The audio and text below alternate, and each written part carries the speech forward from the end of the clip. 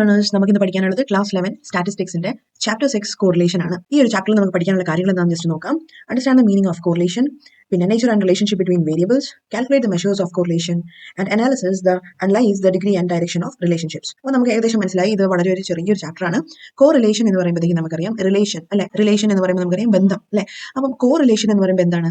രണ്ട് കാര്യങ്ങൾ തമ്മിലുള്ള ബന്ധത്തിനെയാണ് നമ്മൾ ഇവിടെ സ്റ്റഡി ചെയ്യുന്നത്. ഓക്കെ, ഇനി അത് എന്ത് ടൈപ്പ് ബന്ധമാവാം? ഇപ്പൊ നമുക്ക് മനസ്സിലാക്കാൻ പറ്റും, നമ്മൾ എപ്പോഴും കേൾക്കുന്ന പരാതികളാണ് അല്ലെ. ഒരു കുട്ടിക്ക് മാർക്ക് കുറവാണ് അല്ലെ, 30% സ്കോർ ചെയ്യുന്ന ഒരു കുട്ടിയാണെങ്കിൽ നമ്മൾ പറയും അവൻ ഭയങ്കര ഉഴപ്പാണ്, അല്ലെങ്കിൽ അവൻ എന്തൊക്കെയോ പ്രശ്നങ്ങളുണ്ട്, പിന്നെ അഫെയർ ഉണ്ട്, പിന്നെ അല്ല കഞ്ചാവുണ്ട്, അങ്ങനെ ഇങ്ങനെ പറഞ്ഞിട്ട് ഒത്തിരി കാര്യങ്ങളുണ്ടായിരിക്കും പലർക്കും പറയാൻ വേണ്ടിയിട്ട് അല്ലെ.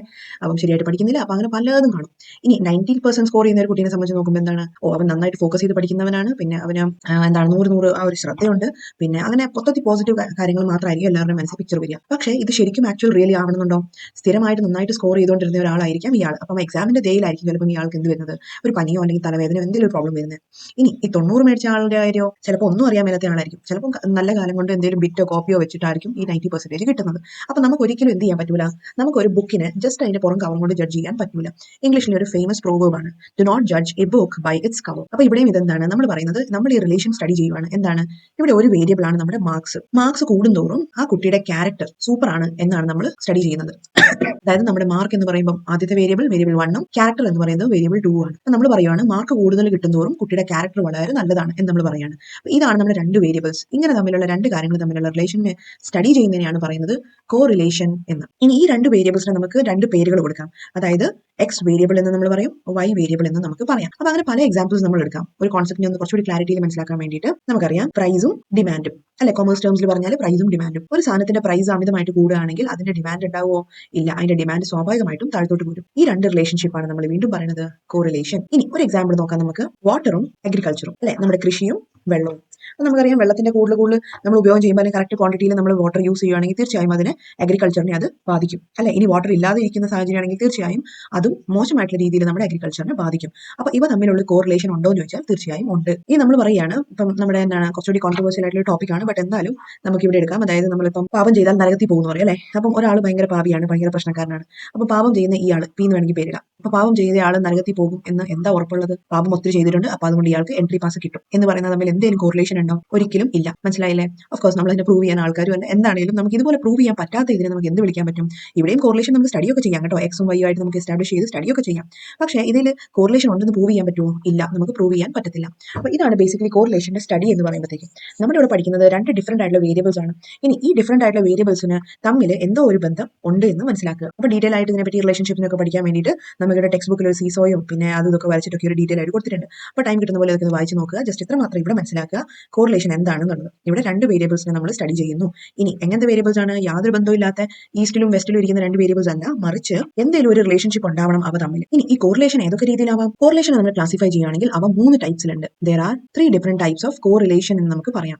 ഒന്നാമതാണ് പോസിറ്റീവ് കോറിലേഷൻ, സെക്കൻഡ് വൺ ആണ് നെഗറ്റീവ് കോറിലേഷൻ, മൂന്നാമതാണ് സീറോ കോറിലേഷൻ. ഇനി മനസ്സിലാക്കേണ്ടത് ഇത് പോസിറ്റീവ് കോറിലേഷൻ, അതായത് ഏറ്റവും ആദ്യമേ പഠിക്കാനുള്ളത് പോസിറ്റീവ് കോറിലേഷൻ. നമ്മുടെ ഇവിടുത്തെ സ്പെഷ്യാലിറ്റി എന്ന് വെച്ചാൽ രണ്ട് ഫാക്ടേഴ്സ് ഉണ്ട്. നമ്മൾ പഠിച്ചല്ലോ, എക്സ് ഉണ്ട്, വൈ വേരിയബിൾ ഉണ്ട്.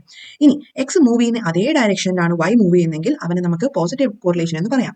അതിന്റെ അർത്ഥം എങ്ങനെയാണെന്ന് വെച്ചാൽ എക്സ് ഇൻക്രീസ് ആകുന്നതോറും വൈയും ഇൻക്രീസ് ആവുകയാണെങ്കിൽ അവിടെ എന്തുണ്ട്? പോസിറ്റീവ് കോറിലേഷൻ ആണ് നമുക്ക് പറയാം. ഇനി എക്സ് ഡിക്രീസ് ആവുന്നതോറും വൈ ഡിക്രീസ് ആകുകയാണെങ്കിലോ അവിടെ നമുക്ക് പറയാം അവിടെ പോസിറ്റീവ് കോറിലേഷൻ ആണ് നമുക്ക് പറയാം. അതിന്റെ ഒരു എക്സാമ്പിൾ പറയുകയാണെങ്കിൽ നമുക്ക് മനസ്സിലാക്കാം, ഇൻകം. ഒന്നാമത്തതാണ് ഇൻകം, പിന്നെ എക്സ്പെൻഡിച്ചർ. ഓക്കെ, നമ്മുടെ അടുത്ത് ഇൻകം ഇല്ലാത്തതുകൊണ്ടാണ് നമ്മൾ വളരെ ജീവിച്ച് വളരെ എന്താ പറയുന്നത്, വളരെ ദാരിദ്ര്യത്തിൽ ജീവിക്കുന്നത് അല്ലെ. ഇഷ്ടമുള്ളതൊക്കെ നമുക്ക് മേടിക്കാൻ പറ്റുന്നുണ്ടോ? ഇല്ല.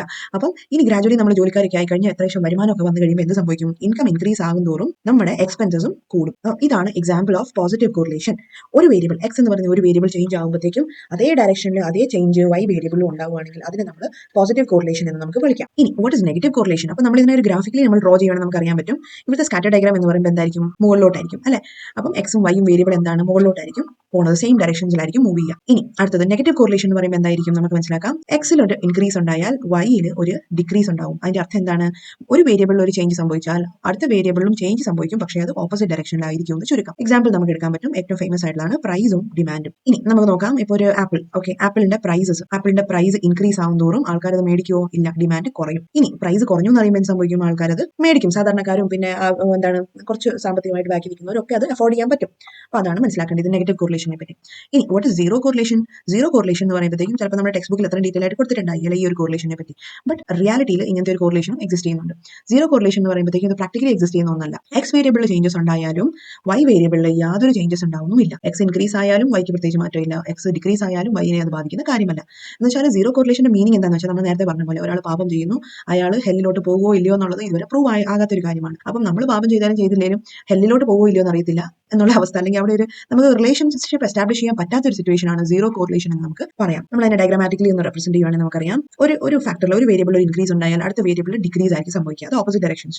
ഇനി സീറോ കോറിലേഷനെ നമ്മൾ ഡ്രോ ചെയ്യുകയാണെങ്കിൽ നമുക്ക് മനസ്സിലാക്കാൻ പറ്റും ഇവിടെ യാതൊരു ബന്ധവും ഇല്ല. ഇങ്ങനെ സ്കാറ്റേർഡ് ആയിട്ടായിരിക്കും നമ്മുടെ ഈ കോറിലേഷന്റെ വാല്യൂസ് കിടക്കുന്നത്. അപ്പോൾ ഇതിൽ നമുക്ക് യാതൊരു രീതിയിലുള്ള കൺക്ലൂഷൻസും ഡ്രോ ചെയ്യാൻ പറ്റത്തില്ല എന്ന് ചുരുക്കം. ഇനി നമുക്ക് മനസ്സിലാക്കേണ്ട ഒരു കാര്യം എന്ന് വെച്ചാൽ നമ്മുടെ ഈ ഒരു കോറിലേഷനെ പറ്റി സ്റ്റഡി ചെയ്യാൻ നമ്മുടെ അടുത്ത് 3 മെത്തേഡ്സ് ആണുള്ളത്. ഏതൊക്കെയാണെന്ന് ചോദിച്ചു കഴിഞ്ഞാൽ ഏറ്റവും ആദ്യത്താണ് സ്കാറ്റർ ഡയഗ്രാം. ആ സ്കാറ്റർ ഡയഗ്രാം ആണ് നമ്മൾ തൊട്ട് മേളിൽ ഇപ്പോൾ കണ്ടത്. ഈ വരച്ച് വെച്ചേക്കുന്നതാണ് നമ്മുടെ സ്കാറ്റർ ഡയഗ്രാം. അപ്പോൾ ഇതിന്റെ വാല്യൂസ് എന്തുമാത്രം സ്കാറ്റേർഡ് ആണ്, എങ്ങോട്ട് കൂടുതൽ സ്കാറ്റർ ചെയ്തിരിക്കുന്നു, ഇതൊക്കെയാണ് നമ്മുടെ കോറിലേഷനെ ഡിസൈഡ് ചെയ്യുന്ന ഫാക്ടേഴ്സ്. എക്സ് വേരിയബിളും വൈ വേരിയബിളും ഒരേപോലെ തന്നെ സ്കാറ്റർ ചെയ്ത് മുന്നേറുവാണെങ്കിൽ അതിനെ നമുക്ക് പോസിറ്റീവ് കോറിലേഷൻ എന്ന് വിളിക്കാൻ പറ്റും. ഇനി ഓപ്പോസിറ്റ് ഡയറക്ഷൻസിലാണെങ്കിൽ അതിന് നെഗറ്റീവ് കോറിലേഷൻ.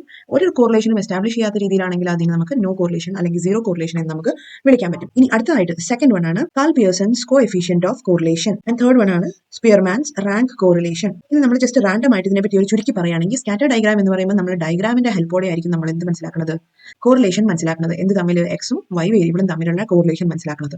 പക്ഷേ ഇതിനൊരു പ്രത്യേകത എന്ന് പറയുമ്പോൾ ഇത് നമ്മൾ ഡ്രോ ചെയ്യുന്ന പോലെ ഇരിക്കും അല്ലേ. കറക്റ്റ് ആയിട്ട് ഡ്രോ ചെയ്താൽ കറക്റ്റ് ആയിട്ടുള്ള കൺക്ലൂഷൻ കിട്ടും. എന്തെങ്കിലും തെറ്റ് വന്നു കഴിഞ്ഞാൽ സ്വാഭാവികമായിട്ട് നമ്മുടെ കൺക്ലൂഷൻസും തെറ്റാവാൻ ചാൻസ് ഉണ്ട്. നെക്സ്റ്റ് ആണ് Karl Pearson's coefficient of correlation. അപ്പോൾ ഇതുവഴി നമുക്ക് എന്ത് ചെയ്യാം, നമുക്കൊരു ഫോർമുല കാണും. ഈ ഫോർമുല നമ്മൾ ഇതിനു മുമ്പ് കണ്ടിട്ടുണ്ട് അല്ലേ. ഇതിന് മുന്നേ നമ്മൾ ഫോർമുലകൾ അപ്ലൈ ചെയ്തിട്ടുണ്ട്. അപ്പോൾ ആ ഫോർമുല നമ്മൾ ഓർത്തിരുന്ന് അപ്ലൈ ചെയ്യുവാണെങ്കിൽ നമുക്ക് എക്സാക്ട് ആയിട്ടുള്ള ഒരു കോറിലേഷന്റെ വാല്യൂ നമുക്ക് കണ്ടുകിട്ടാൻ പറ്റും എന്ന് നമുക്ക് മനസ്സിലാക്കാം. ഇനി മൂന്നാമത്തെ മെത്തേഡ് എന്ന് പറയുമ്പോൾ Spearman's rank correlation. Rank correlation എന്ന് പറയുമ്പോൾ ഇവിടെ നമ്മൾ റാങ്കുകൾ തിരിക്കുകയാണ്. ഇപ്പൊ നമുക്കറിയാലോ റാങ്കുകൾ എന്ന് പറയുമ്പോൾ അറിയാലോ, ക്ലാസ്സിൽ 3-ാം റാങ്കുകാരനുണ്ട്, സെക്കൻഡ് പ്ലേസിൽ വന്ന ആളുണ്ട്, ഫസ്റ്റ് കിട്ടിയ ആളുണ്ട് അല്ലെ. റാങ്കുകൾ നമുക്കറിയാലോ. അതുപോലെ റാങ്ക് ചെയ്തിട്ടായിരിക്കും നമ്മുടെ കോറിലേഷനെ കാൽക്കുലേറ്റ് ചെയ്യുക. ഇതൊക്കെയാണ് ജസ്റ്റ് സമ്മറൈസ് ചെയ്ത് പറയുകയാണെങ്കിൽ ഈ 3 മെത്തേഡ്സ് ഓഫ് കോറിലേഷൻ. അപ്പോൾ ഡയഗ്രാമാറ്റിക് മെത്തേഡ് യൂസ് ചെയ്തിട്ടുള്ള നമ്മൾ ഓൾറെഡി കണ്ടു. ഇതുപോലെയാണ് നമ്മുടെ വേരിയേഷൻസ് അല്ലെങ്കിൽ ഡയഗ്രാം കിടക്കുന്നെങ്കിൽ ഏത് കോറിലേഷൻ ആണ് നമുക്ക് കണ്ടാൽ മനസ്സിലാക്കാൻ പറ്റുന്നുള്ളൂ. ഇനി സെക്കൻഡ് വൺ ആണ് Karl Pearson's coefficient of correlation. അപ്പോൾ ഈ ഒരു മെത്തേഡിന് നമ്മൾ വേറെ പേരും കൂടി അറിയപ്പെടാറുണ്ട്. അതാണ് product moment correlation or simple correlation coefficient. ഇത് നമുക്ക് അറിഞ്ഞിരിക്കേണ്ട ഒരു വലിയൊരു ഇക്വേഷൻ ആണ്. അതായത് നമ്മുടെ കാൾ പിയേഴ്സൺസിന്റെ കോഎഫിഷ്യന്റ് കോറിലേഷന്റെ ഇക്വേഷൻ ആണ്. അപ്പോൾ ടെക്സ്റ്റ് ബുക്കിൽ നോക്കിക്കഴിഞ്ഞാൽ നമുക്ക് അറിയാൻ പറ്റും. നമുക്ക് അതിന്റെ കുറേ ഇക്വേഷൻസ് ഒക്കെ നമ്മൾ ശ്വാസം മുട്ടിക്കുന്നുണ്ട് അല്ലേ. അപ്പം അറിഞ്ഞിരിക്കേണ്ട ഒരു ഇക്വേഷൻ എഴുതുക. അതായത് R equals sigma X minus X bar into Y minus Y bar divided by root of sigma X minus X bar square into root of sigma Y minus Y bar square. ഇതാണ് equation number 1. നമുക്ക് easily apply ചെയ്യാൻ പറ്റുന്ന equation ആണ്. എക്സും Y എന്നൊക്കെ പറയുമ്പോൾ എന്താണ്, X variable ആണ്. x1 x2 x3 അങ്ങനെ ഒന്നും പോകും. ഇനി എക്സ് ബാർ എന്ന് പറയുമ്പോൾ എന്താണ് നമ്മൾ പറഞ്ഞു, അരിത്തമാറ്റിക് മീൻ. അത് കാൽക്കുലേറ്റ് ചെയ്യാൻ നമുക്ക് ഓൾറെഡി അറിയാം. സിഗ്മ എക്സ് ബൈ എൻ എന്ന് പറഞ്ഞ ഇക്വേഷൻ അങ്ങോട്ട് അപ്ലൈ ചെയ്യാം സിറ്റുവേഷൻ അനുസരിച്ച്. ഇനി വൈയുടെ കാര്യത്തിലും സെയിം തന്നെ. നമ്മൾ രണ്ട് വേരിയബിൾസ് ഉണ്ട്. ഇത് രണ്ട് വേരിയബിൾസിനെ പറ്റി ഇതുപോലെ കാൽക്കുലേറ്റ് ചെയ്യാം. വൈ എന്ന് വാല്യൂസ് ക്വസ്റ്റിനെ കാണും, വൈ ബാർ നമ്മൾ കണ്ടുപിടിക്കണം. ഇതേ സെയിം ഇക്വേഷൻ അപ്ലൈ ചെയ്ത് സിഗ്മ വൈ ബൈ എൻ എന്ന് പറഞ്ഞ് കാണും. അത്രേ ഉള്ളൂ വ്യത്യാസം. ഇനി ഇക്വേഷൻ നമ്പർ 2 ആണ് sigma X into Y divided by N into standard deviation of X standard deviation of Y. ഇത് നമുക്ക് അപ്ലൈ ചെയ്യാവുന്നതാണ്. ഇതാണ് ഇക്വേഷൻ നമ്പർ 2. ഇനി അടുത്തൊരു ഇക്വേഷൻ നമുക്ക് അപ്ലൈ ചെയ്യാൻ പറ്റുന്നതാണ് sigma X Y minus sigma X into sigma y divided by n divided by root of sigma x square minus sigma x whole square divided by n into root of sigma y square minus sigma y the whole square divided by n. ഇതാണ് മൂന്നാമത്തെ equation. And fourth equation ആണ് n into sigma x y minus sigma x into sigma y divided by root of n into sigma x square minus sigma x the whole square into root of n into sigma y square minus sigma y the whole square. അപ്പോൾ ഇത് കാണുമ്പോഴത്തേക്ക് നമുക്ക് തോന്നും അല്ലെ, തലകറക്കം പോലെ തോന്നുമായിരിക്കും. ഈ equations ഒക്കെ കാണുമ്പോൾ എങ്ങനെ പഠിച്ചെടുക്കുന്നൊക്കെ തോന്നും. പക്ഷേ ഇത് ജസ്റ്റ് മനസ്സിലാക്കി എടുക്കുക. ഇത് വളരെ സിമ്പിൾ ആയിട്ടുള്ള ഒരു കോൺസെപ്റ്റ് ആണ്. ഇതിൽ ഏറ്റവും സിംപ്ലസ്റ്റ് ആയിട്ടുള്ള ഇക്വേഷൻ ഏതാണെന്ന് ചോദിച്ചാൽ ഞാൻ ഏറ്റവും ആദ്യത്തെ തന്നെയാണ്. പക്ഷേ നമുക്ക് മനസ്സിലാക്കാം, നമുക്ക് എപ്പോഴും നമ്മുടെ ഇക്വേഷൻ്റെ എലിമെന്റ്സ് തന്നെ മുന്നിൽ കാണണമെന്നില്ല. അപ്പോൾ നമ്മുടെ ക്വസ്റ്റ്യൻ എന്ത് കാണുന്നുണ്ടോ അതനുസരിച്ച് നമുക്ക് ഇക്വേഷനെ അപ്ലൈ ചെയ്യാൻ പറ്റുള്ളൂ. അപ്പം നമുക്ക് ഇപ്പം സ്റ്റാൻഡേർഡ് ഡീവിയേഷൻ്റെ ഒക്കെ ക്വസ്റ്റൻ ആണെങ്കിൽ സ്വാഭാവികമായിട്ടും നമ്മുടെ ഈ ഒരു ഇക്വേഷൻ ആയിരിക്കും നമുക്ക് അപ്ലൈ ചെയ്യാൻ പറ്റുള്ളൂ. അപ്പോൾ അതിന് നമ്മൾ ഫസ്റ്റ് ഇക്വേഷൻ അപ്ലൈ ചെയ്യാനിരുന്നു കഴിഞ്ഞാൽ ബുദ്ധിമുട്ടായിരിക്കും. അപ്പോൾ ഏറ്റവും പ്രയോറിറ്റി ആദ്യത്തെ ഇക്വേഷന് കൊടുക്കുക. പിന്നെ അതേപോലെ തന്നെ ഈ ലാസ്റ്റ് ഫോർത്ത് വണ്ണും തേർഡ് വണ്ണും ഒന്നും ഒരു കുഴപ്പമില്ല. ഇതെല്ലാം നമുക്ക് ഈസിലി അപ്ലൈ ചെയ്യാൻ പറ്റുന്ന ഇക്വേഷൻസ് തന്നെ ആണ്. അപ്പോൾ പറ്റുന്നുണ്ടെങ്കിൽ ഇത് പരമാവധി 3 എണ്ണവും 4 എണ്ണവും പഠിച്ചെടുക്കുക. അതല്ലാന്നുണ്ടെങ്കിൽ അറ്റ്ലീസ്റ്റ് 1-2 എണ്ണെങ്കിലും ബൈ ഹാർട്ട് ചെയ്യുക. ഇനി വേറെ കാര്യം മനസ്സിലാക്കണം എന്ന് വെച്ചാൽ ഈ R എന്ന് പറയുന്നത് എന്താണ് അല്ലെ, R എന്ന് പറയുന്നതാണ് കോറിലേഷനെ റെപ്രസെന്റ് ചെയ്യുന്ന വാല്യൂ. R എന്ന് പറഞ്ഞിട്ടാണ് നമ്മൾ എന്ത് ചെയ്യുന്നത്, കോറിലേഷനെ റെപ്രസെന്റ് ചെയ്യുന്നത് എന്ന് മനസ്സിലാക്കുക. ഇനി അടുത്തൊരു പ്രോപ്പർട്ടി എന്താണെന്ന് ചോദിച്ചു കഴിഞ്ഞാൽ കോറിലേഷന്റെ വാല്യൂ, Rന്റെ വാല്യൂ വരുന്നത് എപ്പോഴും -1 തൊട്ട് +1 ഇടയിൽ ഇടയിൽ ആയിരിക്കും. അപ്പൊ കോറിലേഷന്റെ വാല്യൂ ഈക്വൽസ് 3 എന്ന് കിട്ടിയാൽ അത് കറക്റ്റ് ആവുമോ? ഇല്ല, അത് റോങ് ആയിരിക്കും. മനസ്സിലായില്ലേ? ഇനി കോറിലേഷന്റെ വാല്യൂ ഈക്വൽസ് -5 എന്ന് കിട്ടിയാൽ കറക്റ്റ് ആവുമോ? ഒരിക്കലും ഇല്ല. കോറിലേഷന്റെ വാല്യൂ എപ്പോഴും എക്സിസ്റ്റ് ചെയ്യുന്നത് -1ന്റെയും +1ന്റെ ഇടയിൽ ആയിരിക്കും. ഇനി നമ്മൾ പറഞ്ഞല്ലോ, ഇനിയിപ്പം ആറിന്റെ വാല്യൂ 0 ആണെങ്കിലോ? ആറിന്റെ വാല്യൂ 0 ആണെങ്കിൽ അവിടെ നോ കോറിലേഷൻ ആണെന്ന് നമുക്ക് പറയാൻ പറ്റും. No correlation. അതേ സ്ഥാനത്ത് ആറിന്റെ വാല്യൂ 1നോട് +1നോട് അടുത്തടുത്താണ് വരുന്നെങ്കിൽ അവിടെ പെർഫെക്റ്റ് കോറിലേഷൻ ആണ് എക്സിസ്റ്റ് ചെയ്യുന്നത് എന്ന് നമുക്ക് പറയാൻ പറ്റും. ഇനി ആറിന്റെ വാല്യൂ -1നോട് അടുത്താണ് വരുന്നെങ്കിൽ നമുക്ക് പറയാൻ പറ്റും നെഗറ്റീവ് കോറിലേഷൻ ആണ് എന്ന്. അപ്പൊ നമുക്ക് ജസ്റ്റ് ഈ ഒരു ഇക്വേഷൻസിന്റെ ഒരു ആപ്ലിക്കേഷൻ എന്നുള്ള നിലയിൽ നമുക്ക് ജസ്റ്റ് ഒരു ക്വസ്റ്റ്യൻ ട്രൈ ചെയ്ത് നോക്കാം. നമ്മുടെ ടെക്സ്റ്റ് ബുക്കിൽ തന്നെയുള്ള ക്വസ്റ്റ്യൻ ആണ് കേട്ടോ. അപ്പൊ ഇവിടെ നമ്മൾ സ്റ്റഡി ചെയ്യാൻ പോകുന്നത്, ഈ ഒരു ക്വസ്റ്റ്യനിൽ നമ്മൾ സ്റ്റഡി ചെയ്യാൻ പോകുന്നതാണ് എഡ്യൂക്കേഷൻ ടു ഫാമേഴ്സ്. ഫാർമേഴ്സിന് കൃഷിയെ പറ്റിയുള്ള എഡ്യൂക്കേഷൻ, അറിവ് കൊടുക്കുന്നത്, വിദ്യാഭ്യാസം കൊടുക്കുന്നത് തമ്മിൽ annual yield per acre. Okay, അപ്പം എഡ്യൂക്കേഷൻ ടു ഫാമേഴ്സ്, കൃഷിക്കാരെ നമ്മൾ അറിവ് കൊടുക്കുന്നതും അവരുടെ കൃഷിയുടെ ആനുവൽ ഈൽഡ്, ഒരു വർഷത്തിലുള്ള ഈൽഡും തമ്മിലുള്ള ഒരു ഈൽഡ് എന്ന് പറയുമ്പോൾ അറിയാലോ എന്താ നമ്മൾ പറഞ്ഞത്, കൃഷിയിൽ നിന്ന് കിട്ടുന്ന ആ ഒരു റിട്ടേൺസ് അല്ലേ. അപ്പം വിളവെടുപ്പ് എന്നൊക്കെ വേണമെങ്കിൽ പറയാം. അപ്പം ആനുവലി നമുക്ക് എത്ര കിട്ടുന്നു, അവ തമ്മിൽ എന്തെങ്കിലും ബന്ധമുണ്ടോ, ഇതാണ് നമ്മൾ സ്റ്റഡി ചെയ്യുന്നത് അല്ലേ. അപ്പം ഇവ തമ്മിലുള്ള സ്റ്റഡി ചെയ്യാൻ വേണ്ടിയിട്ട് നമുക്ക് 4 ഇക്വേഷൻസ് ഉണ്ട് നമുക്കറിയാം. അപ്പം ഇവിടെ സോൾവ് ചെയ്തേക്കുന്നത് നോക്കാം നമുക്ക്. അപ്പം നമുക്കറിയാം, ഇവിടെ ജസ്റ്റ് ഒന്ന് റൈറ്റ് ഡൗൺ ചെയ്യാം. എഡ്യൂക്കേഷൻ ടു ഫാമേഴ്സ് എന്ന് പറയുന്നത് നമ്മുടെ എക്സ് വാല്യൂ ആണെന്ന് മനസ്സിലാക്കുക. ഇത് നമ്മുടെ എക്സ് ആണ്. ഇത് കൊടുത്തിരിക്കുന്നത് 0, 2, 4, 6, 8, 10, 12 ഇങ്ങനെയാണ്. അപ്പം നമുക്കറിയാം നമ്മുടെ ക്വസ്റ്റ്യൻ അനുസരിച്ച് നോക്കുമ്പോൾ എക്സ് ഉണ്ട് അല്ലെ. ഇനി നമുക്കറിയാം എക്സ് മൈനസ് എക്സ് ബാർ എന്ന് പറയുന്നതാണ് നമ്മുടെ ഇക്വേഷനിൽ കൊടുത്തിരിക്കുന്നത്. അപ്പൊ അത് നമുക്ക് എഴുതണം. എക്സ് മൈനസ് എക്സ് ബാർ എന്ന് പറയുമ്പോൾ എന്താ, ഇതിൽ എക്സ് ബാർ ഏതാ നമുക്ക് കണക്കൂട്ടുന്നത്? എക്സ് ബാർ എന്ന് പറയുമ്പോൾ നമുക്കറിയാം അത് അരിത്തമാറ്റിക് മീൻ ആണ് അല്ലെ. അരിത്തമാറ്റിക് മീൻ ഒരു വാല്യൂവിൽ നിന്ന് അതിന്റെ പകുതിയോടെ നമ്മൾ മുറിക്കുന്നതാണ് അരിത്തമാറ്റിക് മീൻ, നമുക്ക് മനസ്സിലാക്കാൻ പറ്റും. അപ്പൊ ഇവിടുത്തെ പകുതി എന്ന് നമുക്ക് പറഞ്ഞാൽ 1, 2, 3, 4, 5, 6, 7. അപ്പൊ 7 ഉണ്ട്. അപ്പം ഇതാണ് ഇതിന്റെ അരിത്തമാറ്റിക് മീൻ ആയിട്ട് നമുക്ക് കണക്കെടുക്കാൻ പറ്റുന്നത്. 6നെ നമുക്ക് അരിത്തമാറ്റിക് മീൻ ആയിട്ട് വേണമെങ്കിൽ എടുക്കാം. ഇനി ഇതിന്, അതായത് ഇത് എക്സിന്റെ വാല്യൂ 0 - 6 എത്ര വരും? 0 - 6 എന്ന് പറയുന്നത് നമുക്കറിയാം -6 ആണെന്ന് അറിയാം. ഇനി അതേപോലെ അടുത്തത് നമ്മൾ നോക്കിക്കഴിഞ്ഞാൽ 2 - 6 നമുക്കറിയാം അത് -4 ആണ്. ഇനി 4 - 6, 6 - 6, ഇവിടെ നോക്കിയാൽ 8 - 6, 10 - 6, 12 - 6. അപ്പൊ ഇതെല്ലാം കൂടി നമ്മൾ എഴുതേണ്ട ആവശ്യമില്ലെന്ന് ഓർക്കുക. വീണ്ടും പറഞ്ഞത് എന്തിനാന്ന് വെച്ചാൽ എക്സാമിൽ ഇത് കാൽക്കുലേഷൻസ് എഴുതി കാണിക്കേണ്ട ആവശ്യമില്ല. സൈഡിൽ നമ്മൾ ചെയ്താലും ഒരു കുഴപ്പമില്ല. ഇത് ബേസിക്കലി നമുക്ക് മനസ്സിലാക്കാൻ വേണ്ടിയിട്ട് മാത്രമാണ് ഈ പറയുന്ന ഒരു കോൺസെപ്റ്റ് ഇങ്ങനെ എഴുതി കാണിക്കുന്നത് കേട്ടോ. അപ്പൊ ഇതുപോലെയാണ് നമ്മൾ വാല്യൂസ് കണക്കാക്കുന്നത്. ഇനി അടുത്ത് നമുക്കറിയാം, ഇനി എക്സ് മൈനസ് എക്സ് ബാർ കിട്ടി. ഇനി അറിയാം നമുക്ക് X minus X bar square വേണം. അപ്പൊ എന്താണ് ഈ എക്സ് മൈനസ് എക്സ് ബാറിന്റെ സ്ക്വയർ കണ്ടുപിടിച്ചാൽ പോരെ? അതെ, അതായത് -6 × -6 ഇതാണ് ഇതിന്റെ ഈ ഒരു കോളത്തിന്റെ ഫസ്റ്റ് കോളത്തിന്റെ നമ്മൾ സ്ക്വയർ കണ്ടുപിടിക്കുക എന്നുള്ളത് മാത്രമാണ് ഇവിടുത്തെ ടാസ്ക്. അപ്പം 6 × 6 is 36, മൈനസും പ്ലസ് ആയി മാറുമെന്ന് മനസ്സിലാക്കുക. അപ്പൊ ഇതിലൊക്കെ നമുക്ക് വേണ്ടിയെന്ന് വെച്ചാൽ ബേസിക് ആയിട്ടുള്ള മാത്സിന്റെ നോളജും കൂടി ആവശ്യമാണ്. അതല്ലാന്നുണ്ടെങ്കിൽ നമ്മൾ എന്ത് കോൺസെപ്റ്റ് പഠിച്ചാലും നമ്മൾ അതിന്റെ ബേസിക് ഇക്വേഷൻസും ബേസിക് കോൺസെപ്റ്റുകളും അറിയത്തില്ല എന്നുണ്ടെങ്കിൽ അവിടെ തെറ്റിപ്പോകും. അപ്പൊ ഇത്രയും നമുക്ക് X minus X bar square കിട്ടി. നമ്മുടെ എക്സ് വേരിയബിൾ എന്ന് പറഞ്ഞാൽ എഡ്യൂക്കേഷൻ ടു ഫാർമേഴ്സിന്റെ മാത്രമാണ് നമ്മൾ ഇത്രയും സാധനങ്ങൾ കണ്ടുപിടിച്ചത്. ഇനി നമുക്ക് എന്ത് ചെയ്യാം, ഇതേപോലെ തന്നെ വൈ വേരിയബിളിനെ നമുക്ക് കണ്ടുപിടിക്കണം. വൈ വേരിയബിൾ എന്ന് പറയുമ്പോൾ എന്താണ്? ആനുവൽ ഈൽഡ് പെർ ഏക്കർ ആണ്. ഓക്കെ, അപ്പൊ ഇതാണ് നമ്മുടെ വൈ വേരിയബിൾ എന്ന് നമുക്ക് മനസ്സിലാക്കാൻ പറ്റും. ഇനി നമുക്ക് നമ്മുടെ വൈയുടെ വാല്യൂസ് എഴുതാം. 4, 4, 6, 10, 10, 8 and 7. ഇത്രയും. ഇനി നമ്മൾ എന്ത് ചെയ്യുകയാണെന്ന് വെച്ചാൽ നമ്മുടെ ടെക്സ്റ്റ് ബുക്കിൽ ചെറിയൊരു ട്വിസ്റ്റ് വരുത്തിയിട്ടുണ്ട്. അതായത് ഇവിടെ സാധാരണഗതിയിൽ നമ്മൾ അരിത്തമാറ്റിക് മീൻ എടുക്കുന്ന മിഡ് വാല്യൂ ആണെന്ന് അറിയാലോ. ഇവിടെ ഇവർ എടുത്തേക്കുന്നത് 7 എന്ന് പറയുന്ന ഏറ്റവും ലാസ്റ്റ് ഫിഗറിനെയാണ് അരിത്തമാറ്റിക് മീൻ ആയിട്ട് ഇവർ എടുത്തേക്കുന്നത്. അപ്പൊ അതുകൊണ്ട് തന്നെ ഇനി നമുക്ക് ഇത് നമ്മുടെ വൈ ബാർ ആണെന്ന് അറിയാലോ. അപ്പൊ വൈ ബാർ ആണെങ്കിൽ വൈയുടെ വാല്യൂ മൈനസ് വൈ ബാർ. അപ്പൊ നമുക്ക് എഴുതാം -3, 4 - 7, -3, -1, 3, 3, 1, 0. ഇനി അതേപോലെ y - y the whole square ആണെങ്കിലോ 3 × 3 9, 3 × 3 9, 1, 9, 9, 1, 0. ഇനി നമുക്ക് മനസ്സിലാക്കേണ്ട ഒരു കാര്യം എന്ന് വെച്ചാൽ നമുക്ക് എന്തൊക്കെ കിട്ടി? നമ്മുടെ ഇക്വേഷൻ ഏതാണ്? നമ്മുടെ ഈ ഇക്വേഷൻ ആണ് അപ്ലൈ ചെയ്യുന്നത്. R = sigma xy by standard deviation of x into standard deviation of y. അപ്പോൾ നമുക്കറിയാം ഇക്വേഷന്റെ എലിമെന്റ്സ് കിട്ടണമെന്നുണ്ടെങ്കിൽ നമുക്ക് ഈ 3 സാധനങ്ങൾ വേണം. അപ്പോൾ ഈ 3 സാധനങ്ങൾ കിട്ടാൻ വേണ്ടി ഏറ്റവും ആദ്യം നമ്മൾ നോക്കിയാൽ സിഗ്മ x into y. അപ്പം x കോളം, അതായത് x കോളം എന്ന് പറയുന്നത് എന്താണ്? ആദ്യത്തെ കോളവും പിന്നെ നമ്മുടെ ഫോർത്ത് കോളം ആയിട്ടുള്ള ഇത് രണ്ടിനെയും കൂടി മൾട്ടിപ്ലൈ ചെയ്യണം. അത് നമ്മൾ ലാസ്റ്റ് ഇവിടുത്തെ കോളായിട്ട് എഴുതുവാണ് xy. അപ്പോൾ എക്സിന്റെ വാല്യൂ 0, വൈയുടെ വാല്യൂ 4. അപ്പോൾ 0 × 4 0. ഇനി അതേപോലെ 2 × 4 ചെയ്യുക. അപ്പോൾ ഇതുപോലെ നമ്മുടെ വാല്യൂസ് എല്ലാം നമ്മൾ കാൽക്കുലേറ്റ് ചെയ്യുമ്പോൾ നമുക്ക് കിട്ടും സിഗ്മ xy എന്ന് കിട്ടും. അപ്പോൾ നമ്മുടെ ക്വസ്റ്റ്യൻ ഇവിടെ ഓൾറെഡി നമുക്ക് ആൻസറിൽ തന്നിട്ടുണ്ട്. സിഗ്മ xyയുടെ വാല്യൂ 42 ആണ് എന്ന് നമുക്ക് തന്നിട്ടുണ്ട്. അപ്പോൾ അതുകൊണ്ട് നമുക്ക് അത്ര സമയം കളയേണ്ട ആവശ്യമില്ല. അപ്പോൾ നമുക്ക് ഇക്വേഷന്റെ ഒരു എലിമെന്റ് നമുക്ക് മനസ്സിലായി. എന്താണ്? സിഗ്മ xy = 42 എന്ന് നമുക്ക് മനസ്സിലായി. ഇനി നമുക്ക് സ്റ്റാൻഡേർഡ് ഡീവിയേഷൻ ഓഫ് x കാണണ്ടേ?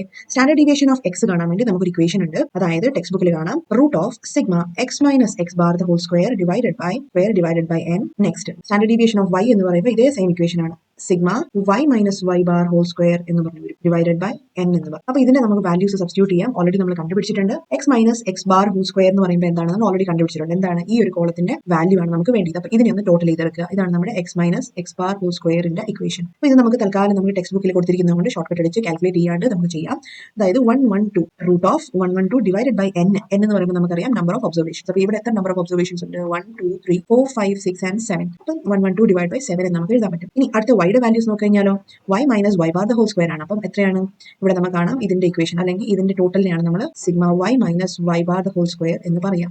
അപ്പോൾ ഇതിന്റെ ടോട്ടൽ എത്ര കിട്ടുന്നതെന്ന് ചോദിച്ചാൽ ഇവിടെ നമുക്ക് കണ്ടിട്ടുണ്ട് 38 ആണ് കിട്ടുന്നത്. അപ്പം 38 ഡിവൈഡഡ് ബൈ n 7. അപ്പോൾ നമ്മുടെ ഇക്വേഷന്റെ എലിമെന്റ്സ് എല്ലാം ആയിട്ടുണ്ട്. അപ്പോൾ നേരെ നമ്മൾ ഇതിലോട്ട് സബ്സ്റ്റിറ്റ്യൂട്ട് ചെയ്യാന്നുള്ളതാണ് നമുക്കിനി ചെയ്യേണ്ടത്. അപ്പോൾ സബ്സ്റ്റിറ്റ്യൂട്ട് ചെയ്യുമ്പോൾ നമുക്കറിയാം r equals sigma X Y എന്ന് പറയുമ്പോൾ 42 ഡിവൈഡഡ് ബൈ 7 ഇൻറ്റു അത് മറന്നേക്കല്ലേ എന്നും കൂടി ഇവിടെ ഉണ്ടെന്ന് ഓർക്കുക. ഇവിടെ ഞാൻ തന്നെ മറന്നുപോയി അല്ലേ.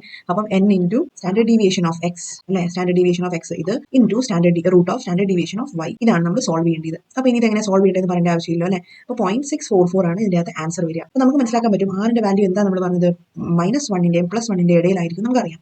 അപ്പോൾ ഈ 0.644 എന്ന് പറയുമ്പോൾ -1ന്റെ അടുത്തോട്ടാണോ അതോ +1ന്റെ അടുത്തോട്ടാണോ നിൽക്കുന്നത്? തീർച്ചയായും ഇത് 0.5 വെച്ച് നോക്കിക്കഴിഞ്ഞാൽ 0.5 ഇതിന്റെ മിഡ് ആണെങ്കിൽ ഇത് +1ന്റെ അടുത്തോട്ടാണ് ചായ്വ്. അപ്പോൾ അതിന്റെ അർത്ഥം നമുക്ക് എന്ത് മനസ്സിലാക്കാൻ പറ്റും? ഇവിടെ ഒരു പോസിറ്റീവ് കോറിലേഷൻ ആണ് എക്സിസ്റ്റ് ചെയ്യുന്നത് എന്ന് നമുക്ക് പറയാൻ പറ്റും. അതിന്റെ അർത്ഥം എഡ്യൂക്കേഷൻ ഓഫ് ഫാമേഴ്സ് എന്ന് പറഞ്ഞ എക്സ് ഫാക്ടറും ആനുവൽ ഈൽഡ് പെർ ഏക്കറും തമ്മിൽ കോറിലേഷൻ ഉണ്ട് എന്ന് പറയാൻ പറ്റും. ഇനി നമുക്ക് ഇതേ ക്വസ്റ്റൻ തന്നെ അടുത്തൊരു ഇക്വേഷൻ വെച്ചുകൊണ്ട് അപ്ലൈ ചെയ്ത് നോക്കാം. അപ്പോൾ അടുത്ത ഇക്വേഷനിലോട്ട് നമുക്ക് പോവാം. നമ്മൾ മേളിൽ എഴുതിയിട്ടുണ്ടായിരുന്നു, അതിനെ വീണ്ടും നമുക്ക് എഴുതാം. r is equals sigma x minus x bar into y minus y bar divided by root of sigma x minus x bar square into root of sigma y minus y bar square. അപ്പം ഈ equation വെച്ചിട്ട് നമ്മൾ നേരത്തെ equation അറിയാം ഏതായിരുന്നു? r equal to sigma x y by n into standard deviation of x into standard deviation of y എന്ന് പറയുന്ന ഈ ഇക്വേഷൻ ആയിരുന്നു നമ്മൾ അപ്ലൈ ചെയ്തിരുന്നത്. ഇനി നമുക്ക് സെക്കൻഡ് ഇക്വേഷൻ വെച്ചിട്ട് നമുക്ക് അപ്ലൈ ചെയ്ത് നോക്കാം ഇതേ സെയിം ആൻസർ കിട്ടുമോ ഇല്ലയോ എന്ന്. ബിക്കോസ് എങ്ങനെ നമ്മൾ അപ്ലൈ ചെയ്താലും ആൻസർ കറക്റ്റ് ആയിട്ട് കിട്ടണം, എന്നാൽ മാത്രമാണ് നമ്മുടെ ഇക്വേഷന്റെ ആ ഒരു വാലിഡിറ്റി ഉള്ളതെന്ന് പറയാൻ പറ്റും.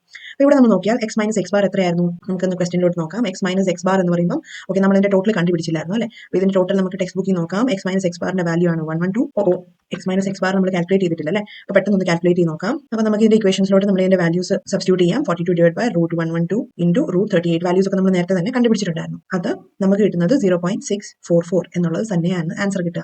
നമുക്കറിയാം ആദ്യത്തെ ക്വസ്റ്റ്യൻ നമ്മൾ സോൾവ് ചെയ്തപ്പോൾ ആദ്യത്തെ ഇക്വേഷൻ വെച്ചുകൊണ്ട് നമ്മൾ ചെയ്തപ്പോൾ നമുക്ക് കിട്ടിയ വാല്യൂ ആയിരുന്നു 0.644. ഇപ്പോൾ കിട്ടിയതും സെയിം വാല്യൂ തന്നെ. അപ്പോൾ നമുക്ക് മനസ്സിലാക്കാൻ പറ്റും ഇതിന്റെ ആപ്ലിക്കബിലിറ്റിനെ പറ്റി അല്ലേ. ഇനി നമുക്ക് വേണമെന്നുണ്ടെങ്കിൽ തേർഡ് ഇക്വേഷൻ ആയിട്ടുള്ളത് കൂടി അപ്ലൈ ചെയ്ത് നോക്കാം. That is r equals sigma X Y minus sigma X into sigma Y by n divided by root of sigma x square minus sigma x raised to 2 divided by n into root of sigma y square minus sigma y the square divided by n. അപ്പോൾ ഈ equation വെച്ചുകൊണ്ട് നമുക്ക് നോക്കാം whether നമുക്ക് ഇതേ same answer ആണോ കിട്ടുന്നത്. അപ്പോൾ നമുക്കറിയാം ഇതാണ് നമ്മുടെ മൂന്നാമത്തെ ഇക്വേഷൻ. ഈ മൂന്നാമത്തെ ഇക്വേഷനിൽ നമ്മൾ അപ്ലൈ ചെയ്യുവാണെങ്കിൽ ഈ വാല്യൂസ് ഒക്കെ ഇതേപടി സബ്സ്റ്റിറ്റ്യൂട്ട് ഒക്കെ ചെയ്യുവാണെങ്കിൽ നമുക്ക് എന്ത് കിട്ടും? അതേ കറക്റ്റ് ആൻസർ 0.644 എന്നുള്ളത് തന്നെ കിട്ടും എന്നുള്ളതാണ് ഇവിടുത്തെ ഫാക്ട്. അപ്പോൾ നമുക്ക് മനസ്സിലാക്കേണ്ടത് ക്വസ്റ്റൻ ഏതായാലും നമ്മൾ അപ്ലൈ ചെയ്യുന്ന ഫോർമുല നമ്മൾ ഇമ്പോർട്ടന്റ് ആണ്. ഫോർമുല 1 ആണെങ്കിലും 2 ആണെങ്കിലും 3 ആണെങ്കിലും ആൻസർ കറക്റ്റ് ആയിരിക്കും. പക്ഷേ നമുക്ക് ക്വസ്റ്റനിൽ എന്താണോ ഡേറ്റ തന്നിരിക്കുന്നത് അതനുസരിച്ചുള്ള ഫോർമുല ആയിരിക്കും നമുക്ക് അപ്ലൈ ചെയ്യാൻ പറ്റുന്നത്. അടുത്ത നമുക്ക് നോക്കാനുള്ള ഒരു മെത്തേഡ് എന്ന് പറയുമ്പോൾ ടെക്സ്റ്റ് ബുക്കിൽ കൊടുത്തിരിക്കുന്നത് സ്റ്റെപ്പ് ഡീവിയേഷൻ മെത്തേഡാണ്. പക്ഷേ അത് ടെക്സ്റ്റ് ബുക്കിൽ തന്നെ വലിയ ക്ലാരിറ്റി ഇല്ലാത്തത് ശരിക്കും പറഞ്ഞാൽ ഇതിനാണെങ്കിലും ക്വസ്റ്റൻസ് ആണെങ്കിലും വളരെ കുറവാണ് വരുന്നത്. അപ്പോൾ അതുകൊണ്ട് തന്നെ ഈ ഒരു കോംപ്ലക്സ് ആയിട്ടുള്ള മെത്തേഡിലോട്ട് പോകാതിരിക്കുന്നതാണ് ഭേദം. അപ്പോൾ ഇത് നമ്മൾ പ്രാക്ടിക്കലി ആണെങ്കിലും നമ്മൾ ഈ ഒരു മെത്തേഡിന്റെ യൂസേജ് ആണെങ്കിലും ഇല്ലാത്തതുകൊണ്ട് അത് നമ്മൾ സ്കിപ്പ് ചെയ്യുകയാണ്. അതിന്റെ ജസ്റ്റ് ഇക്വേഷനും കോൺസെപ്റ്റ് പറഞ്ഞുതരാം. അതായത് നമുക്ക് രണ്ട് ഡേറ്റ ഇപ്പോൾ ഫോർ എക്സാമ്പിൾ നമ്മൾ പറഞ്ഞു കോറിലേഷൻ എന്ന് പറഞ്ഞാൽ നമ്മൾ എന്ത് ചെയ്യുവാണ്? നമ്മൾ രണ്ട് സീരീസ് എക്സ് സീരീസ് ഉണ്ടെന്ന് മനസ്സിലായി, വൈ സീരീസ് ഉണ്ടെന്ന് മനസ്സിലായി. അവ തമ്മിലുള്ള ബന്ധം നമ്മൾ സ്റ്റഡി ചെയ്യുകയാണ് അല്ലെ. ഇനി ഇതേപോലെ തന്നെ വേറെ രണ്ട് സീരീസ് ഉണ്ട്. ഫോർ എക്സാമ്പിൾ നമുക്ക് എ ബി എടുക്കാം. എ സീരീസും ബി സീരീസും ഉണ്ടെന്ന് വിചാരിക്കാം. അപ്പം ഈ രണ്ട് വേരിയബിൾസും തമ്മിലുള്ള രണ്ട് സെറ്റ് ഓഫ് വേരിയബിൾസും തമ്മിലുള്ള റിലേഷൻ നമ്മൾ ഇവിടെ സ്റ്റഡി ചെയ്യുവാണ്. അപ്പോൾ ഇതുപോലെ ഹ്യൂജ് ആയിട്ടുള്ള ഒരു ഡേറ്റയാണ് നമ്മൾ ഇവിടെ സ്റ്റഡി ചെയ്യുന്നതെങ്കിൽ നമ്മൾ അവിടെ സ്റ്റെപ്പ് ഡീവിയേഷൻ മെത്തേഡ് ആയിരിക്കും നമ്മൾ യൂസ് ചെയ്യുക. അപ്പോൾ സാധാരണഗതിയിൽ നമ്മുടെ 11th ക്ലാസ്സിന്റെ ഈ ഒരു സ്റ്റഡി പാറ്റേണിലൊന്നും ഇത്രയും വലിയ ക്വസ്റ്റൻസ് ഒന്നും വന്ന് കണ്ടിട്ടില്ല. അപ്പോൾ അതുകൊണ്ട് തന്നെ നമുക്ക് ജസ്റ്റ് ഇക്വേഷൻ പറഞ്ഞ് മനസ്സിലാക്കിയിട്ട് മുന്നോട്ട് പോകാം. That is r equals r എന്ന് പറയുമ്പോൾ കോറിലേഷൻ അറിയാം. കോറിലേഷൻ ഓഫ് യു ബി, അതായത് എ ബി നമ്മൾ എടുത്തത് യു ബി എന്ന് വേണമെങ്കിൽ എടുത്തു കേട്ടോ.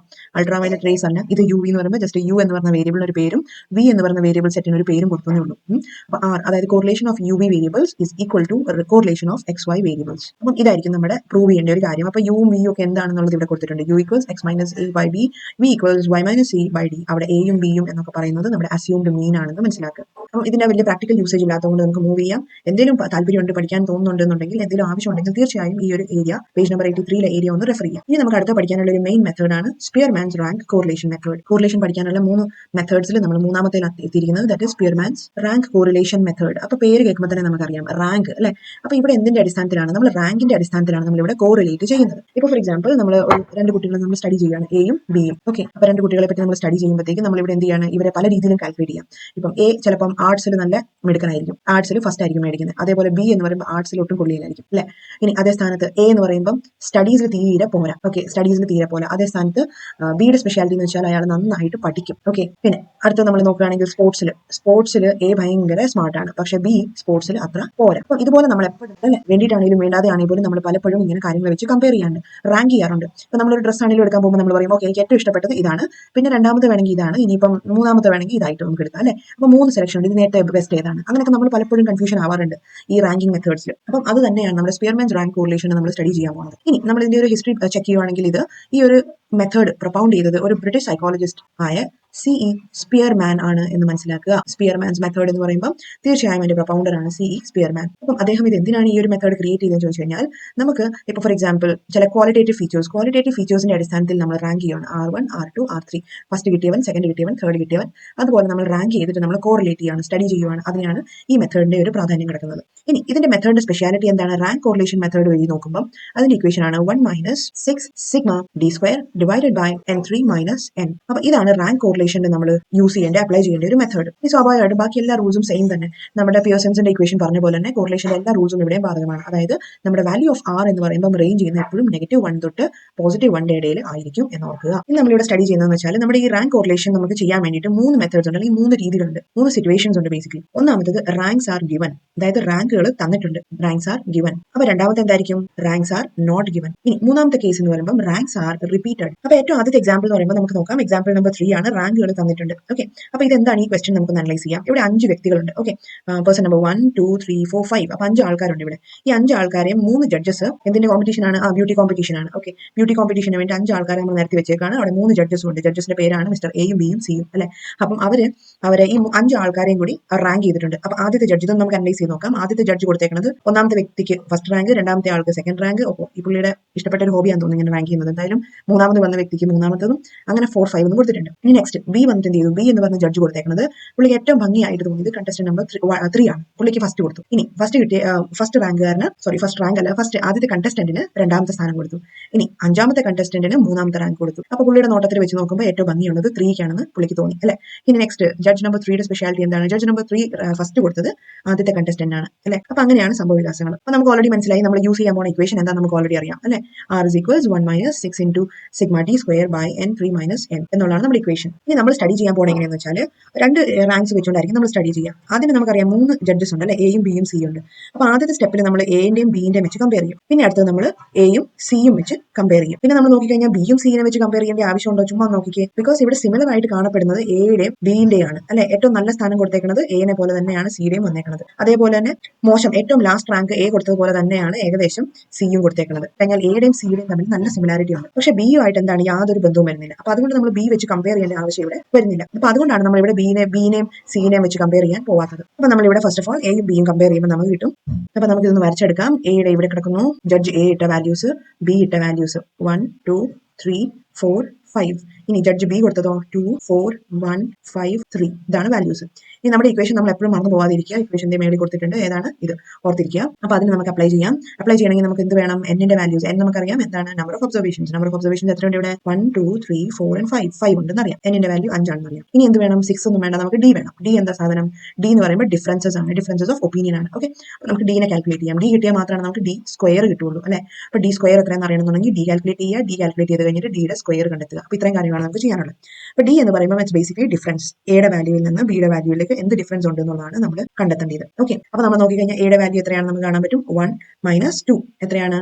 1 - 1 എന്ന് നമുക്ക് മനസ്സിലാക്കാൻ പറ്റും. ഇനി അടുത്ത നമുക്ക് 2 - 4 - 2 എന്ന് കിട്ടും. 3 - 1 എന്ന് പറയുമ്പോൾ +2 എന്നറിയാം. 4 - 5 എന്ന് പറയുമ്പോൾ -1, നെക്സ്റ്റ് 2. ഇത്രയാണ് ഡിയുടെ വാല്യൂസ്. ഇനി ഡിയുടെ വാല്യൂ ആണോ നമുക്ക് വേണ്ടത്? അല്ല, നമുക്ക് അതിന്റെ സ്ക്വയർ കണ്ടെത്തണം. 1 - 1ന്റെ സ്ക്വയർ 1, 2 ന്റെ 4, 4, 1, 4. ഇതിന്റെ ടോട്ടൽ നമ്മൾ കണ്ടെത്തുന്നതാണ് നമ്മുടെ സിഗ്മ d². അപ്പൊ എത്ര വരും? ടോട്ടൽ 14 എന്നാണ് വരിക. അപ്പൊ നമുക്ക് ഇക്വേഷന്റെ എലിമെന്റ്സ് കിട്ടിയോ? കിട്ടി. നമ്മൾ നേരെ ഇക്വേഷനിലോട്ട് സബ്സ്റ്റിറ്റ്യൂട്ട് ചെയ്യുക വാല്യൂസിന്. അപ്പൊ ഇക്വേഷൻ എഴുതാൻ എപ്പോഴും നമ്മൾ മറക്കാതിരിക്കുക. 1 - 6 × sigma d² by n³ - n. അപ്പൊ നമ്മൾ ഇതിലോട്ട് സബ്സ്റ്റിറ്റ്യൂട്ട് ചെയ്യുമ്പോൾ നമുക്ക് കാണാൻ പറ്റും, ടെക്സ്റ്റ് ബുക്കിൽ കൊടുത്തിട്ടുണ്ട് 1 - 6 × 14 ഡിവൈഡഡ് ബൈ 5³ - 5. ഇതിനെ സബ്സ്റ്റിറ്റ്യൂട്ട് ചെയ്ത് നമുക്ക് അൾട്ടിമേറ്റ്ലി കിട്ടുന്ന ആൻസർ ആണ് 0.3 എന്ന്. കണ്ടില്ലേ? അപ്പൊ ആറിന്റെ വാല്യൂ എവിടെയാണ് കിടക്കുന്നത്?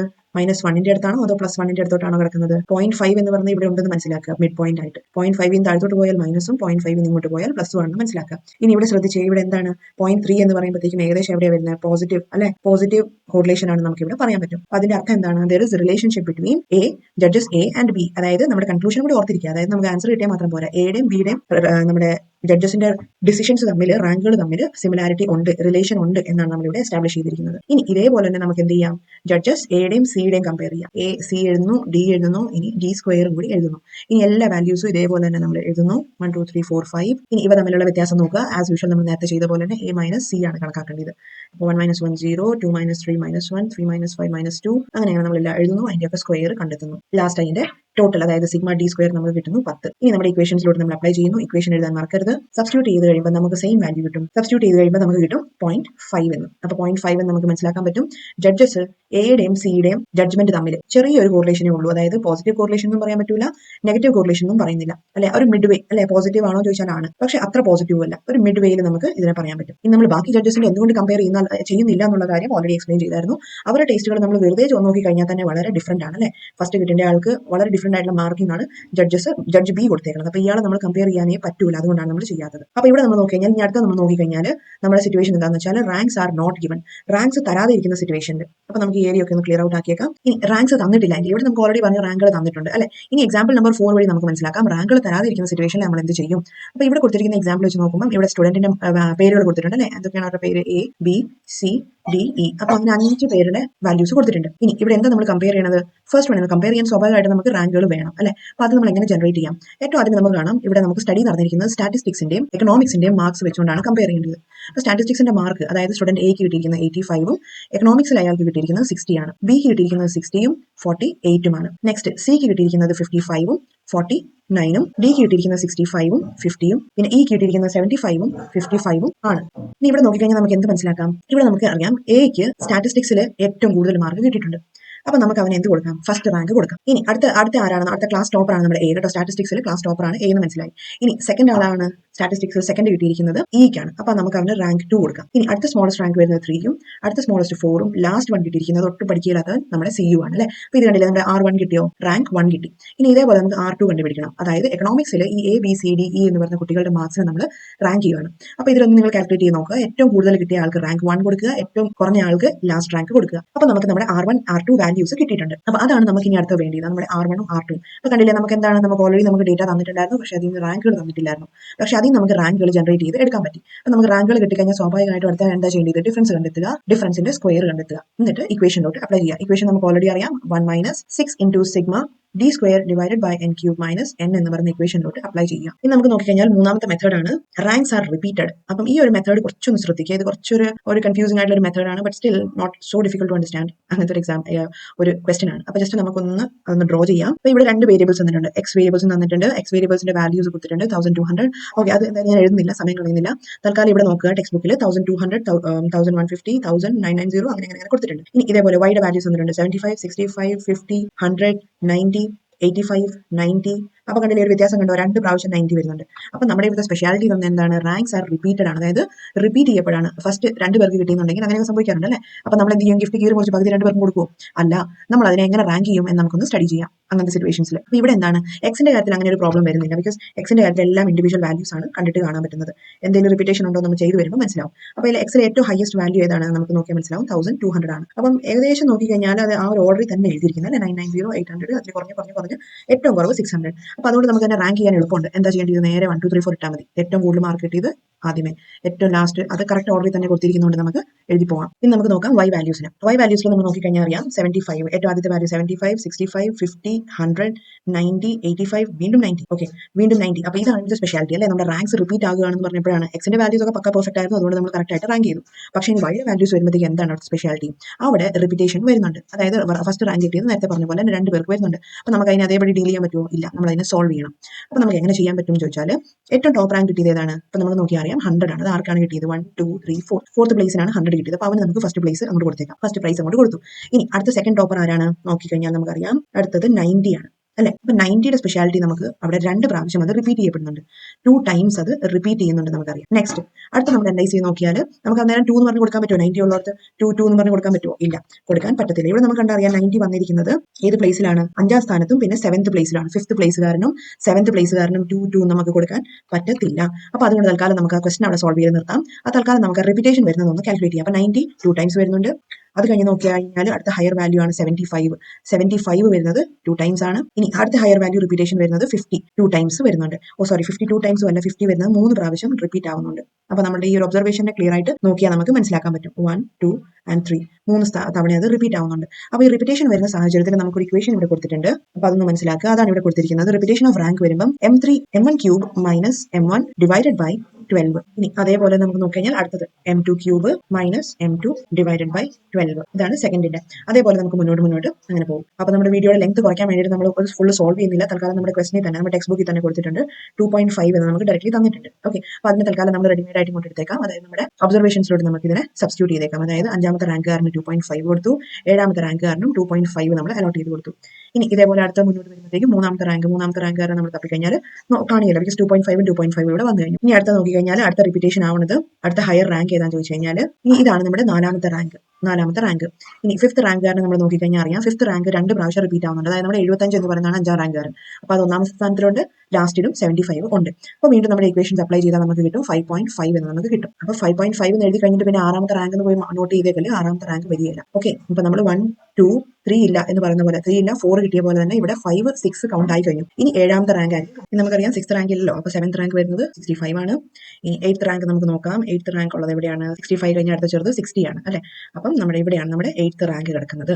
പിന്നെ അടുത്ത നമുക്ക് നോക്കാം 9th റാങ്ക് എന്ത് ചെയ്യുന്നു? അപ്പോൾ 9th റാങ്കിനെ കാണാനില്ല അല്ലെ. 9th റാങ്ക് എവിടെയാണ് കിടക്കുന്നത്? നമുക്ക് 60നേക്കാളും കുറവ് കിടക്കുന്നത് ഇനി 50 ആണ്. അപ്പോൾ 50യുടെ കാര്യത്തിൽ നമുക്ക് നോക്കി അറിയാൻ പറ്റും 50 3 തവണയാണ് റിപ്പീറ്റ് ആവുന്നത് അല്ലെ. അപ്പോൾ 3 തവണ റിപ്പീറ്റ് ആകുമ്പോഴത്തേക്കും അവരെ നമുക്ക് കിട്ടും വാല്യൂ കിട്ടും 5.5 എന്ന് നമുക്ക് കിട്ടും. 5.5 അല്ല, നമ്മുടെ 10th റാങ്ക് എന്ന് നമുക്ക് ഇവിടെ സൂചിപ്പിക്കാൻ പറ്റും. അപ്പോൾ ഇതിന്റെ അത് നമ്മുടെ 9th 10th 11th റാങ്കുകാരനും ഒക്കെ ഇതിന്റെ അകത്ത് വരും എന്ന് മനസ്സിലാവും. ബിക്കോസ് അത് 3 പ്ലേസസിനെയാണ് കൺസിഡർ ചെയ്യുന്നത്. അപ്പോൾ നമുക്ക് എവിടെയൊക്കെ 50 വരുന്നുണ്ടോ അവിടെയൊക്കെ നമുക്ക് 10 എന്ന് നമുക്ക് എഴുതാൻ പറ്റും. ഇനി സ്വാഭാവികമായിട്ടും നമ്മുടെ ഇതിൽ ഏതൊക്കെ റാങ്കുകൾ പോയി? ഇതിന്റെ അകത്ത് 9ഉം 10ഉം 11ഉം പോയി, ബിക്കോസ് ഇത് 3 കൂടി ആവറേജ് ആണ് നമ്മൾ എടുത്തത്. ഇനി 75 എവിടെയൊക്കെയാണ് വന്നത് നോക്കുക. 75 വന്നത് 2 ടൈംസ് ആണ്, 90 വന്നതും 2 ടൈംസ് ആണ്, ഇത് വന്നത് 3 ടൈംസ്. അപ്പോൾ ഇതിന്റെ അകത്ത് 9ഉം 10ഉം 11ഉം പോയി. അപ്പോൾ 12th റാങ്ക് കിടക്കുന്നത് 8ാമത്തെ പ്ലേസിൽ ഇവിടെയാണ് കിടക്കുന്നത്. അപ്പോൾ ഇതുപോലെയാണ് നമ്മൾ റാങ്ക് ചെയ്യുന്നത്. അപ്പോൾ റാങ്ക് ചെയ്ത് കഴിഞ്ഞാൽ നമുക്ക് മനസ്സിലായി. ഇനി നമുക്ക് ചെയ്യേണ്ടത് ഡീവിയേഷൻ കണ്ടെത്തുക എന്നുള്ളതാണ്. ആസ് യൂഷ്വൽ ഡീവിയേഷൻ കണ്ടെത്തുക, ഡീവിയേഷന്റെ സ്ക്വയർ കണ്ടെത്തുക, അതേപോലെ തന്നെ ഇക്വേഷൻസിലോട്ട് അപ്ലൈ ചെയ്യുക. അപ്പോൾ ഇത് നമ്മൾ സോൾവ് ചെയ്ത് സമയം കളയുന്നില്ല. ഇത് നമുക്ക് നോക്കി അറിയാൻ പറ്റും. സിഗ്മ ഡി സ്ക്വയർ ഈക്വൽസ് 198 എന്നാണ് ഇവിടെ കൊടുത്തിരിക്കുന്നത്. അപ്പോൾ ഇതിന്റെ ഇക്വേഷനോട് നമ്മൾ സബ്സ്റ്റിറ്റ്യൂട്ട് ചെയ്യാൻ വേണ്ടിയിട്ട് നമ്മൾ ഇച്ചിരി സ്പേസ് ഉണ്ടാക്കിയേക്കാം. ഇവിടെ r is equals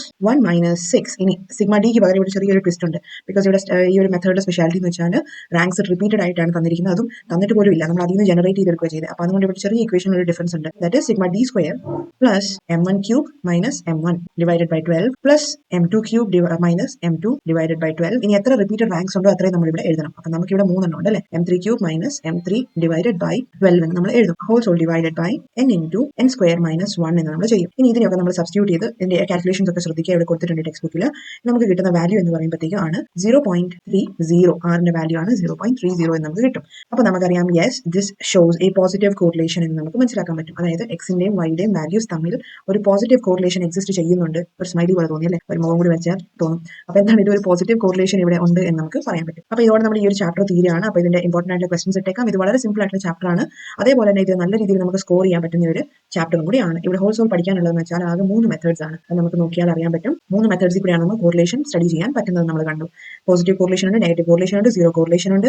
3 methods scatter diagram ഉണ്ട്, Karl Pearson's equation, Spearman's rank correlation. Scatter diagram വരച്ചെടുക്കുക, അതിന് കോറിലേഷൻ കണ്ടെത്തുക, ഈസി. കാൾ പിയേഴ്സൺസിൽ കുറച്ച് ഇക്വേഷൻസ് ഓർത്തിരിക്കുക, അപ്ലൈ ചെയ്യുക, ഈസി മെത്തേഡ്. പിന്നെ സ്പിയർമാൻസ് റാങ്ക് കോറിലേഷൻ എന്ന് പറയുമ്പോൾ റാങ്കുകളിലോട്ട് സബ്സ്റ്റിറ്റ്യൂട്ട് ചെയ്തിട്ട് ആൻസർ കണ്ടെത്തുക എന്നുള്ളതാണ് ഡിഫറൻസ്. അപ്പം താങ്ക് യു സോ മച്ച്.